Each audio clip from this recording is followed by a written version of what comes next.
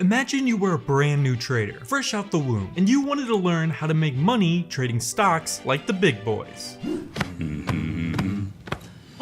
But you wanted just one place, one video series to learn absolutely everything. No bullshit, just pure knowledge. A to Z, every topic, a complete blueprint on how to learn the market from a complete beginner's perspective. Well, that's what you're watching right now. Yeah.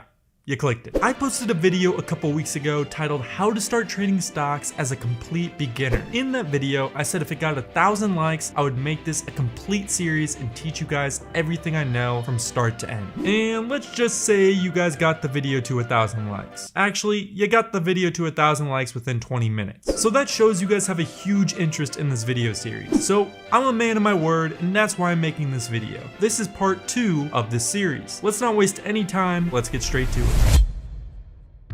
First things first, we need to go over some common trading terminology, lingo if you will. Us traders have these common vocab words that mean specific trading terms. It's almost like a secret handshake in a way.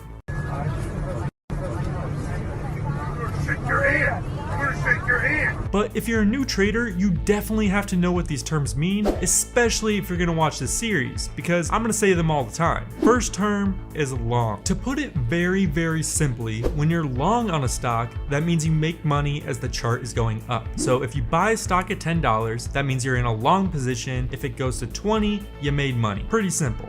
Okay, that makes sense. The complete opposite of that is short. A short is when you make money as the chart is going down. Again, I'll try to explain this as simple as possible. Essentially, what you're doing is this. Say if the price is at $10. You then ask your broker, hey, can I borrow 5 shares of stock at $10? I promise I'll give it back. They say, yeah, sure, why not, homie? So you now have $50 worth of short shares, 5 times 10. So what you want is price to go down, because if the price goes down to say $5, you can then buy back 5 shares at $5, totaling $25. So you got the 5 shares of stock cheaper than what you borrowed them for. You then do a little switcheroo, give the shares back to your broker, just like you said you would, and then you can keep the rest of the profit. So in this scenario, you would have made $25 as the chart was going down. Hopefully that makes sense. So big picture, long positions you make money as the chart is going up, short positions you make money as the chart is going down. Next is bulls and bears. If you're completely new, you've probably have heard traders say this before,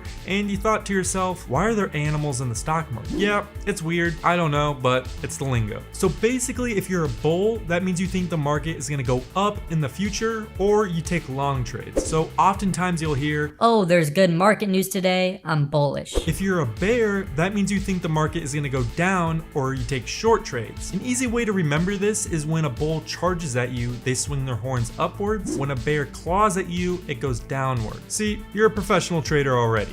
I am! Next, we'll talk about the spread, and this is when it starts getting really juicy. But before we get into that, let's talk about today's sponsor, HankerTrade. If you're a new trader and haven't heard of HankerTrade, you need to look them up. They are who I use as my personal Forex broker, and there's a reason for that. One, they're pretty hot.